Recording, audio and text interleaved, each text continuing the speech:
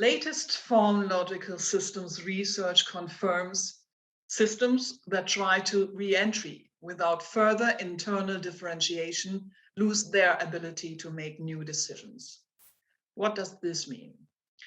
While it is becoming increasingly clear that countering the climate crisis and the globally threatening collapse of biodiversity in a timely and sustainable manner repeatedly fail due to outdated habits of thought, outdated structural conditions, and organizations that were built for stability and not for change.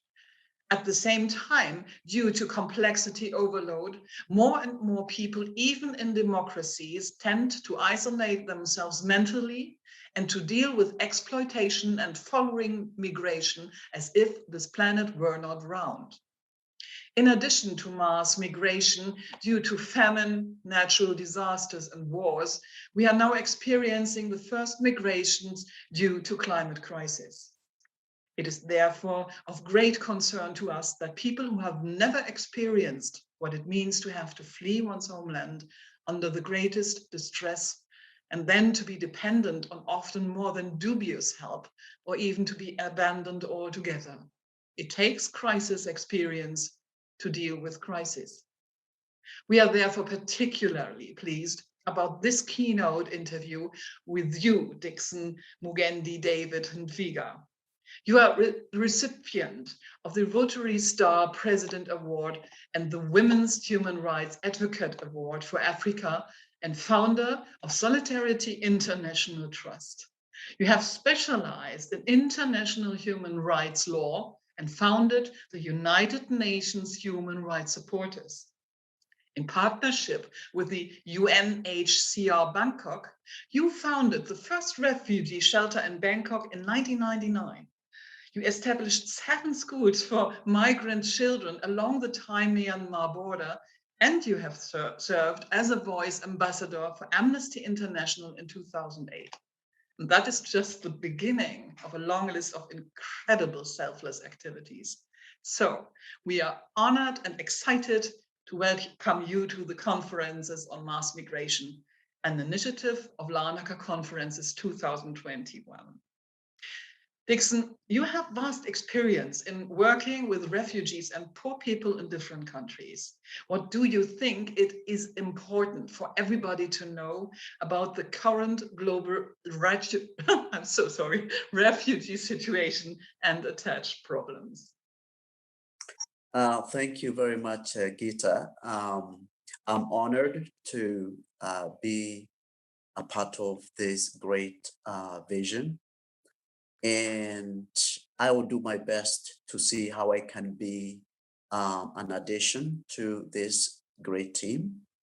Now, to answer your question, you know, I'm sorry, I don't really have a positive answer because I know people really need to hear it. But I think even if it's difficult, even if it's negative, we need to talk about it. Because when I look at the world today, I can't believe what it's going to be like, 5 years from now, if we don't act. I have worked with refugees and migrants from all over the world.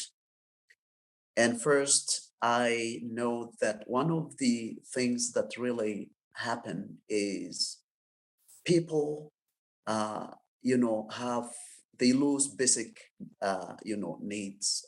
I mean, they lose basic things that that keep them going in life. And this is not something that is new when I look at what is happening, for example, in Afghanistan. When I look at what's happening in Ethiopia, when I look at, it's like things are not actually getting any better. They're getting worse. But for the audience, I would like just to share my experience in Thailand, where I worked with refugees from around the world. Now, protection is one of the things that we always look at when we talk about refugees, because first, they don't just run away from their countries because they want to. So, but now today, when we look at the level of protection available to these refugees and migrants, we can't but wonder how the world is going to handle this situation, because the systems are broken down. Now, for example, we have the 1951 Refugee Convention. I mean, it's like now it's a bitter pill for most Western countries. You know, it's like, well, we are not able to do what we used to do in the past. We can't allow these people come to our countries. We don't have the resources. But now, you know, to me, this is why sometimes I look at what it means for human rights to be morally right, because today we need to be talking about morals, morality of human rights. The Western countries, can you become just a little bit sensitive about people who suffer? In Thailand, I remember the country itself was not a member to the 1951 Refugee Convention. So at least I have this experience of people being rejected, refugees being turned away, migrants being put in detention centers. So I have this experience, but at the same time, I know with political will, these people can get assistance. Because I remember, for example, when I was beginning the shelter for refugees in Thailand, it was not easy. But you can make people see that human aspect in the situation. And we, as human beings, we respond to the way, you know, we get the message. So I remember, visiting the police because they are the ones that were, you were arresting refugees, and I became their friend. And I had to give them a little lesson as to why these people ran away, because they had no idea why people, for example, from Afghanistan, from Iraq, from the Congo, from Somalia, from Sudan, why were they running away and ending up in Thailand? It was not easy for them to understand. Mm-hmm. But by and by, again, we need patience. Patience pays. I remember I became their friend, and they would actually come to visit the shelter itself. And the moment they understood how difficult their life had been in their countries of origin, they started actually wanting to be part of the helping hand. And I think we can actually take this approach when we look at crisis. I've just mentioned about Afghanistan and the situation in Ethiopia. Hey, by the way, for those perhaps who do not know how many people are displaced right now, we are talking about over 82.4 million people worldwide.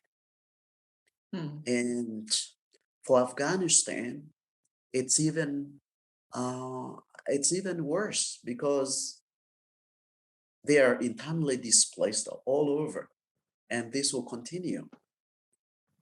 So I think we need to be ready as human beings, and not as people who look at systems and use them to control migration. I think we need to open our hearts to see people as human beings and ask ourselves, what can we do together to address the situation? Because Question, may I ask a question? How can we do this in a more practical way? We have news, we have the internet. People in Germany, for example, can watch every day what is happening, what is going on in the world, and still many do not do what you were saying. Do you have any explanation for this kind of behavior? One thing, I think the problem is politics. You know, the politics of today are not in any way trying to bring people together, but rather divide us.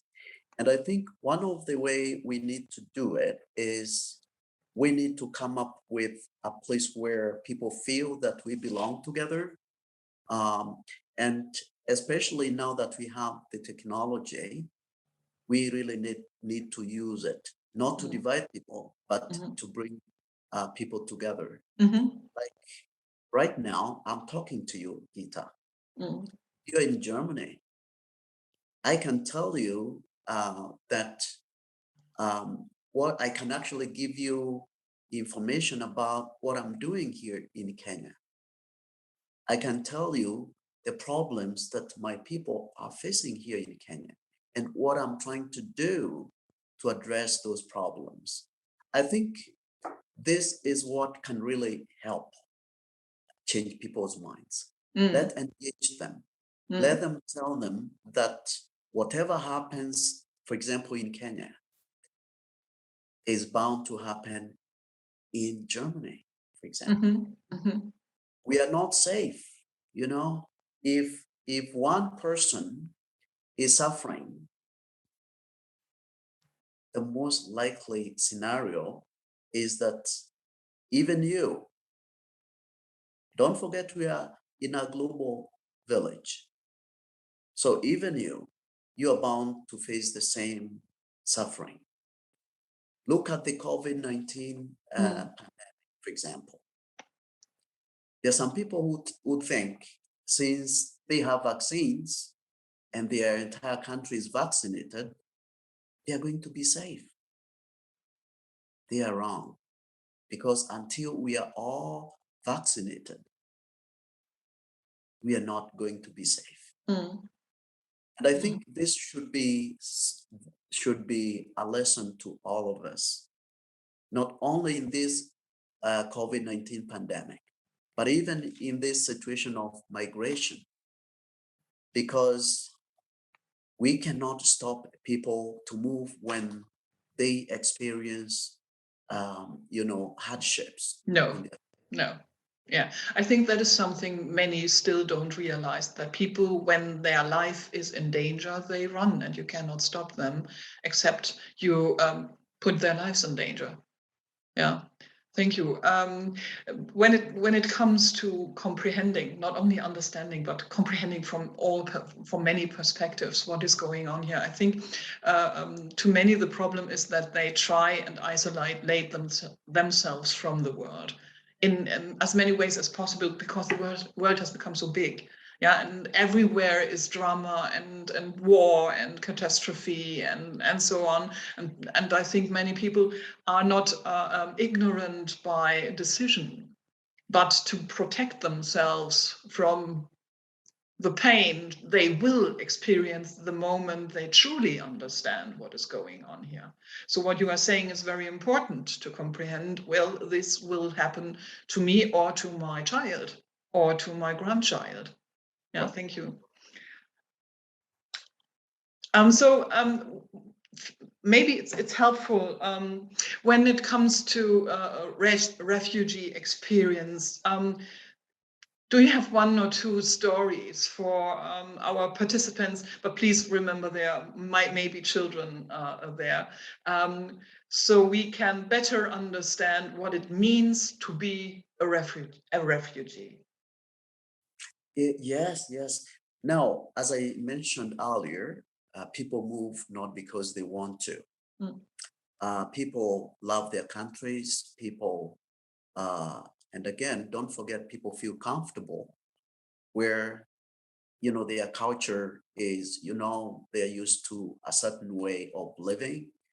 They have families with them, but when they face, things that force them to move, like persecution and now climate, a change, they have to move. But now when they move, things are not easy because they are going to places they've never been to before, and they experience even sometimes discrimination. And they also experience people who are taking advantage of them, like people's smugglers. And I would want to share a story about one girl from Myanmar who had been smuggled into Thailand and sold to brother. And there, um, she was there, and then she went to another one. She was just being sold from um, one person to the next. And so some of my staff, they got the news that she was being sold, and this time she was actually going to Japan. Um, I could not imagine what would happen Mm. if she ended up in Japan. So I did something that even today I can't believe I did it, but I asked my staff to pose as a buyer before the Japanese would buy her. Um, you won't believe how much money she costed, but it was little amount of money How for a much? human being. Um, that time it was, I think I bought her for 2,000 baht. That's Thai money, which is around, it's around uh, 50. It's around 50 US dollars.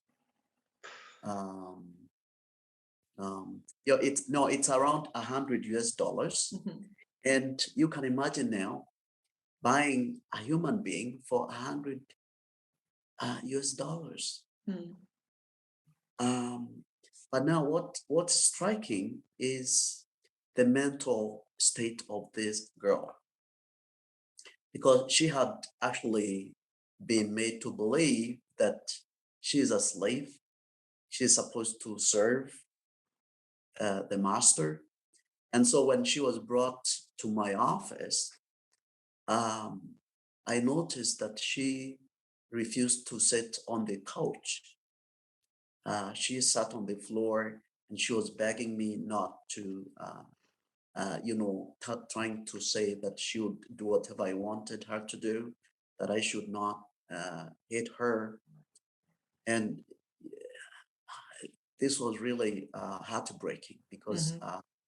for me, I was not really buying her just uh, to to to ask her to serve me, but it was just a way of rescuing her from the smugglers. Yes.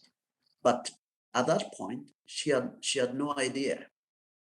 And even though my staff tried to tell her that that was not my intention, she still kept bowing to me, and she was completely out of this world. Um, so my question is, would anyone want to see such happen to people? To your own child. Yes. We all Yes. have sisters, particularly sisters. Females are the most vulnerable because they are taken advantage of by uh, men. And I think in this conference, people really need to see that they have a role to play to stop human trafficking, Mm. because people will have to move. Now, it's striking, Gita, that um, it's estimated that um, in 2050, due to climate change, 216 million people have to move. You can imagine Mhm. that kind of movement. Mm. And it's not that people want to move. Mm. It's actually Mother Nature saying, well, this is too much.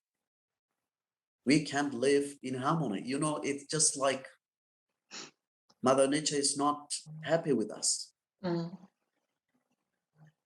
We've been told we don't listen. But now we'll have another crisis. We talk about political situations driving people out. But now we need to be ready for people to be forced out by Mother Nature. Mm. So it's really a situation that needs all people to be worried about. But most importantly, people need to prepare. People need to come together so that we can see how we can address the crisis. So, for example, it would be a good idea to establish a channel where people from wealthy countries who have never experienced such things can actually talk to people who have. Exactly. As you mentioned earlier, not many people know there are people suffering out there. But I think it's natural for human beings to feel all right because their place, their environment is all right. They have food, they have education, and they take these things for granted. So I think it would be important that these developing nations hear from people who are working with those who suffer, and even hear from those people who are suffering themselves. Mm. So I think this will be very important, Gita, especially when it comes to managing migration, because we have to manage migration. By that, I don't mean people should not move, but people should move with a reason. Yeah. That's what I would call, managed migration. For instance, in Africa, there is a need for more investment in Africa, because when people are empowered, they'll move, for example, to Germany, perhaps to give to Germany, not to take from Germany. Mm. So I think when countries from the West invest in developing countries, they should know they're actually developing they're in their own countries as well. Mm-hmm. Because an African who is empowered, who has a good education, coming to Germany is going to actually help develop Germany. Yes. So I think this notion of us versus them, needs to stop. Mm. We need to see ourselves as one, where we can help one another because like now we are experiencing these challenges together. Yes. Yes. Climate change. Yes, and rich countries will in the end profit massively from those who actually have crisis experience. Yeah, Right. that is something that is really needed to know what work on the ground has to be done, how this feels, and how you can learn to become resilient in crisis. Very important. You cannot learn that from a book. Yeah, this is something you only learn by experience, but which does not mean you have to become poor. I think contact. Yeah, you said it well, and you brought your point well. Contact is important in order to break the ignorance barrier. Mhm. Yes, to help people to comprehend how this really feels and what this is. Thank you. You have this table money project established. At least one slum, I know, a fantastic idea to make a community more self-sufficient. And there you especially worked with women. I've heard this often, that it is a good idea if you want to address climate catastrophe properly, to support women. Can you tell us something about this? Yes, yes, yes. Um, Actually, this was way back in 2009. Mhm. I decided to work with women in the slums in a county called Meru here in Kenya. And what is so striking is that what I saw when uh, by the way, I even decided to stay with them for Mhm. 4 years They in the did not slum. trust you in the beginning, right? So Yeah, they needed to see you're a caring human being exactly, and not exactly. one of these men coming there telling them how to do things. Yeah. Oh, yes, yes. You see, at that time, unfortunately, I had just come from abroad and um, I could not hide that I was not living in the country for many years. Mhm. And that was not good for me. There was that trust issue. It's like, well, what is this guy coming here to do in the slums? Perhaps he killed somebody and he's coming to hide here. Mm. Um, so that's when I decided I needed to win their trust. And the only way of doing that is living with them, crying with them when they cry, eating whatever they eat. And I can tell you, it was not easy, but it was rewarding because we started the first group, and the plan was train them how to save, because you know people in the slums, they don't think of saving the money, they just live day by day. So I had to find a way of changing that mentality, and also I had to use something that I had to show them that the common problems they had, could be turned into common wealth. And you know, that concept of turning common problems into common wealth was something they really resonated with, and they liked it. So when we started, I could see they were very energetic, vibrant, and we didn't start with big money, just small money. I remember we started with about mm, um, seven, seven, 70 dollars. That was the money that we started the initiative with. And I can tell you today, that money has grown to, I think it's over 5 million Kenya shillings. Um, so that's about, I think in dollars, it's about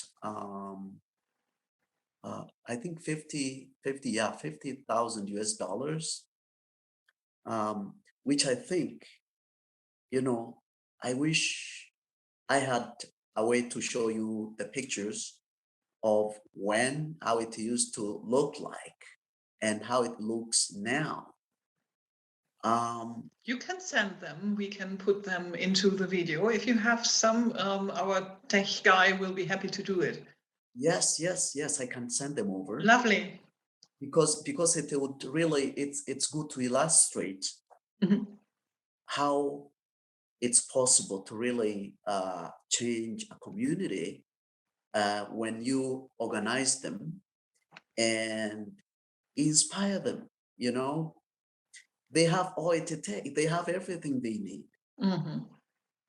They just need to be organized, and then training, of course, because that's very important.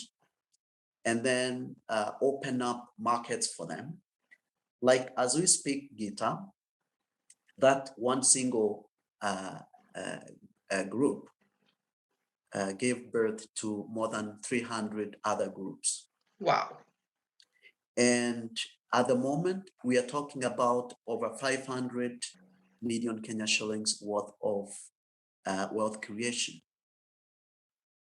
And we are excited about the prospect of working with countries from, companies from the US. We have one company that we are currently working with. It's called AgriCycle. And this company is helping these women to add value to their crops. You know, like they dry fruits and then they are sold in the United States. Yes. And this is exciting because, you know, it's a dollar coming into the country. A local woman, a woman in the slums, is able to get money, you know, into the country through her efforts, you know. So it's really exciting. And I hope other people can do the same because let's not look at the problems, but let's look at the problems and see them as opportunities. Because for me, that's what I saw.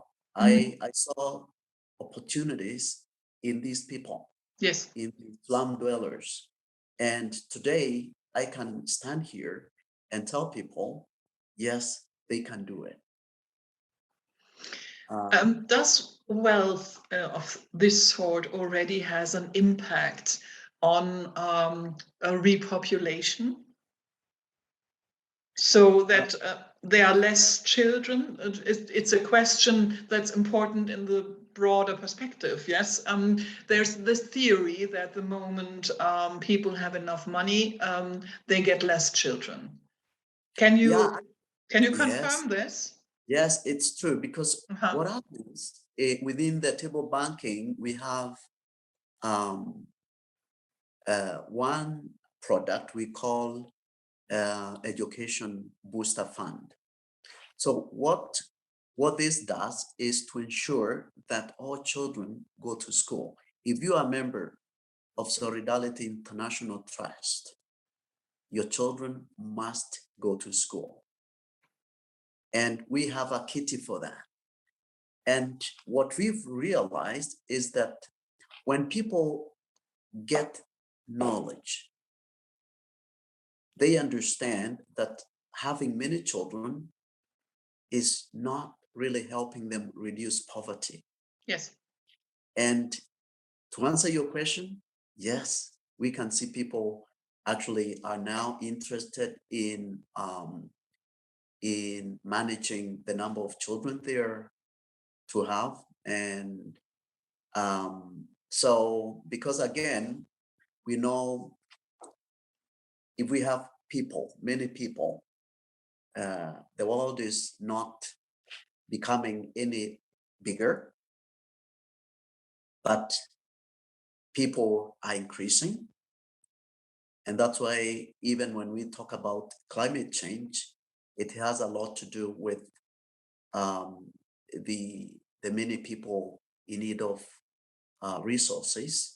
So yes, this is helping a lot. Wow. Okay, this is the first time someone who comes from the practical side confirms this theory. Thank you very much, at least to me. Yeah, thank you. That is interesting because today we rely more and more on AI and robotics, and there's this hypothesis that in the end everything that can be linearized will be done by machines. But when we listen to you here now and we think about helping the planet, it is a good idea, I think, for us wealthy consumers to think where we get our products from, and support those people, for example, from you work with or others on this planet, like this fruit, dried fruit, was it? Yeah, delivered to the US, so we can buy our stuff there and thus help to reduce world population, help people to become more wealthy, to get a good education. And this thing is like a constructive re-entry force, yeah, that in the end helps us all. Thank you very much. If there's anything you especially want to share with the audience, some message that is dear to your heart, what is it? I would really want to first talk about the way we need now to start perceiving human rights, because human rights have changed a lot because of what's happening in this world.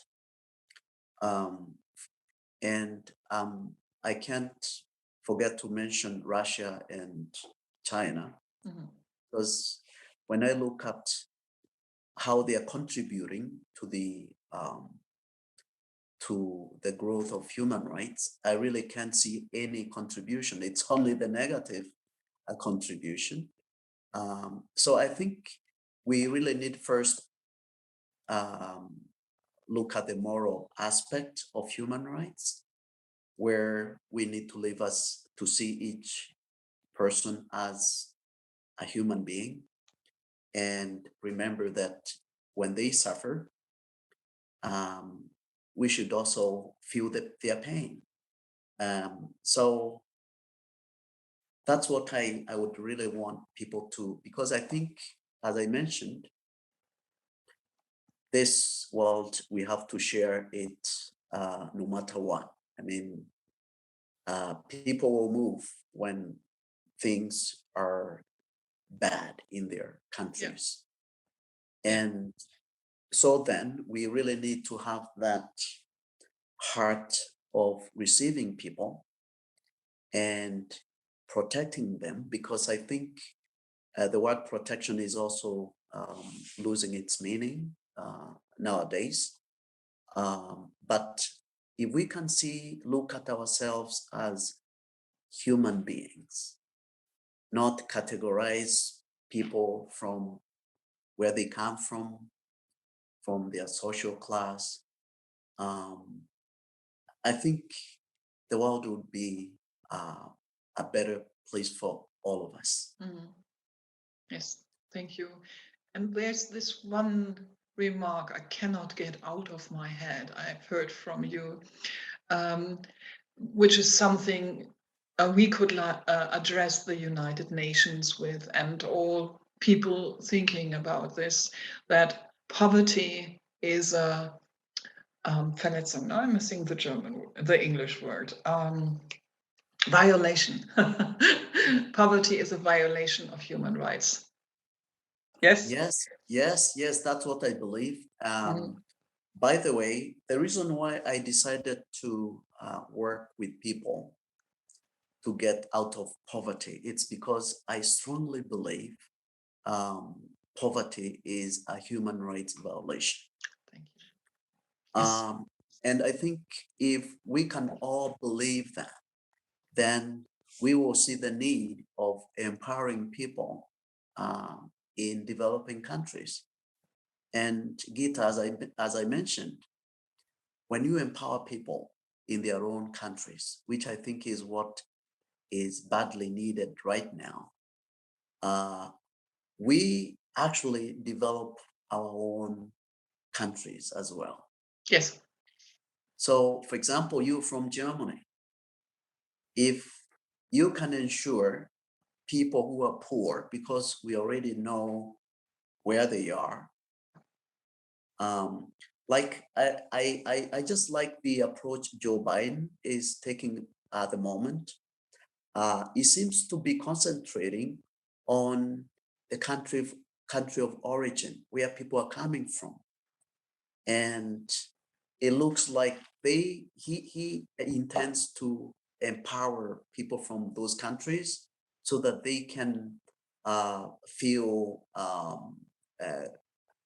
safe in their countries, and they can have something to do in their countries, rather than just moving without, moving aimlessly. Yes. And I think that is what we all need to be looking at.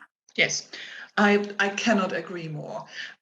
From a perspective of humanity and growth and inner growth and dealing with climate crisis, crisis of biodiversity, etc., we are in desperate need of human superintelligence, and we cannot have that when the majority on this planet is not free in their own sign universe, when they are enslaved by the very idea that tomorrow they can starve.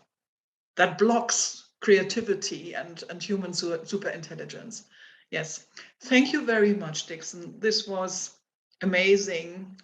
Thank you for your time and your energy you spend, and for your life's work. This is incredible what you are doing. We will talk a little bit later, but I will stop the recording now. Thank you to all participants to listen to this. I think this is really something that goes to all our hearts and can help us to change ourselves and to be more conscious about what we eat, what we do, what we think, and with whom we talk. Thank you. Thank you, Gita, for having me.